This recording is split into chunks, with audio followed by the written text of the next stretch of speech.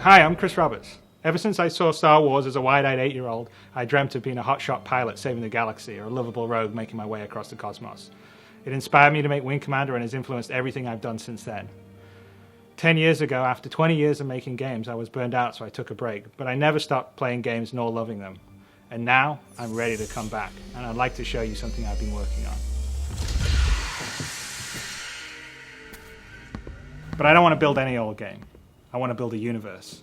I want to build a game I always wanted to build, but I didn't have the tools to do until now. One that you can fly off a carrier fighting a heroic war on the front lines, but also one that you can muster out and find your own fortune in the stars wherever your spaceship takes you. I want to be able to share this experience with my friends and fight against real opponents in space, not just AI. And I want this to be as good or better than any other game out there, and I want to actively push the boundaries of what you can do in a game. None of this would have been even possible 2 years ago.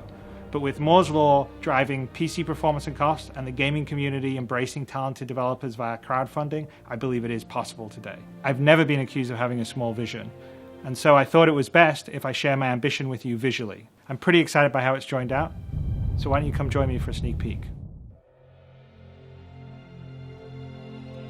What I'm building, the Star Citizen and the Squadron 42 combination, you essentially have both things available to you. So Squadron 42 is the sort of single player experience where you are getting missions. You're in the military, so it's not that open world because you're going to be going AWOL if you decide you want to go off to some other planet.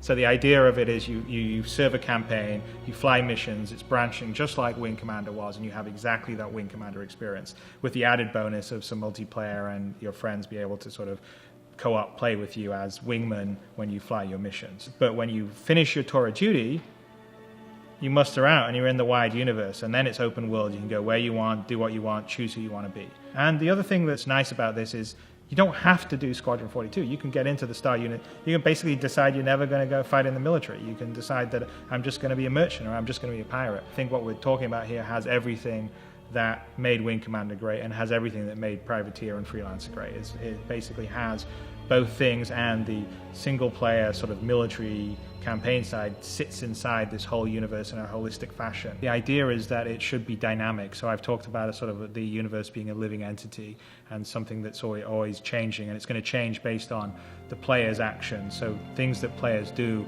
will have an effect on the universe, and they'll also be able to become part of the universe. So a good example is, say, a player that's an explorer and they explore around enough time and they find a space anomaly and then they manage to navigate a jump. That jump point and the system that they've jumped into will get named after that player. So like that player becomes part of the history and lore of the universe. And on top of that, we're going to be dynamically adding content to this universe. I'm not interested in having yearly updates. We'll have a team of people that are adding content on a weekly, every 2 weeks basis. So you're starting this system and you start in the game and it's got 50 star systems, for instance, and 2 weeks in, a jump point's discovered for another system and someone navigates it and bam, we've got a 51st system and so on. So one thing I think you'll all be very excited about is the level of fidelity in space, the graphical detail and the immersion, because it's to a level that I've never been able to achieve before. I'm trying to build a world and that it's so detailed and has such great texture that you forget that it's a game, which is always my goal when I'm building games. I'll just climb into the cockpit of the fighter, and as you can see, as we're sort of climbing in, there's a huge amount of detail in the cockpit, because one of the biggest keys for me in the next game I'm building is I really want to have that immersion to be complete. And we're going to do a lot of things that will really push that. Everything inside the cockpit operates and moves and works. If I look around the cockpit, you can see the displays, my hands on the throttle, my hands on the joystick. The whole idea is we're immersed fully in a cockpit that's fully rendered in 3D. So if you issue a command, you hit a button, you'll actually see your character doing the cockpit. It's all for the immersion. Well, I think immersion is really important for me because I think that you have to really visualize and create a very believable world. I mean, so that's one of the reasons why I always sort of really push the visual fidelity, is because I think that helps with the immersiveness. And the more immersive, the more connected you are to the experience. The more connected you are to the experience, I think the more fun the game itself will be. So an example of that is if we're looking around at our character, we can see that the character himself is about 100,000 faces, which is about 10 times the detail of most current day AAA games. There are about 10,000 faces or so, and so that just allows you to have a little extra detail.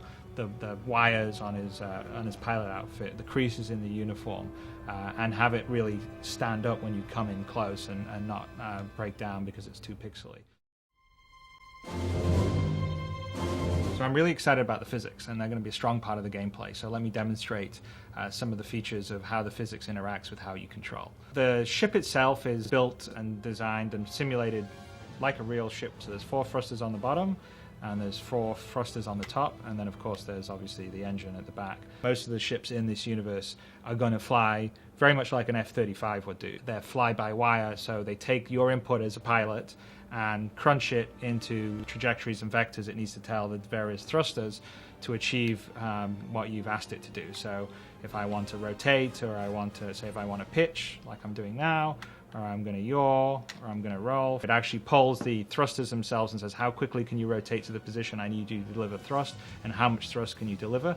And the thrusters talk back to the flight computer and says, okay, I can get you there in 0.1 of a millisecond, and I give you this much thrust. The whole system is dynamically doing that every single frame and flying that way. It's really cool because what happens is a lot of unexpected or dynamic behavior happens by it. And then, for instance, if we're flying around in a dogfight, one of our thrusters gets damaged, it will affect our maneuverability. And it's not a matter of changing a script or data, it's actually all dynamically simulated in the system.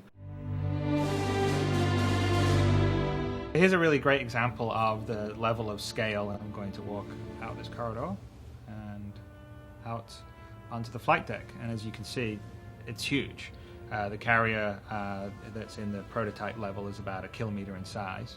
It's full of activity and spaceships and people. So one of the things that I'm the most excited by the technology we've been working on is the ability to scale. So we have detail for scale at a human level. So our character is about 1.8 meters in size.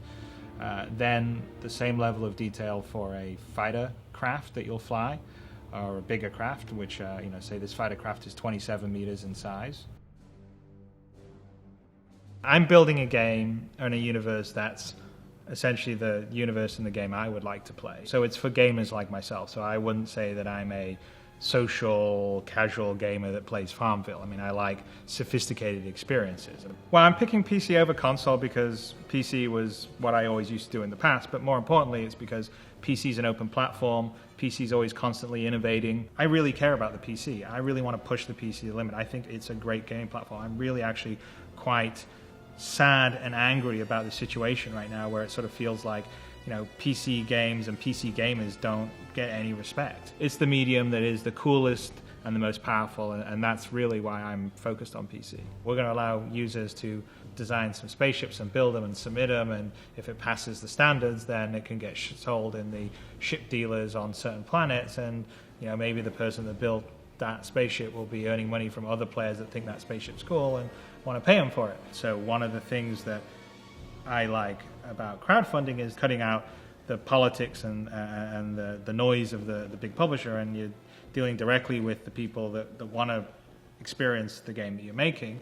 So one of my main goals whenever I make a game is to really immerse you in the world and universe.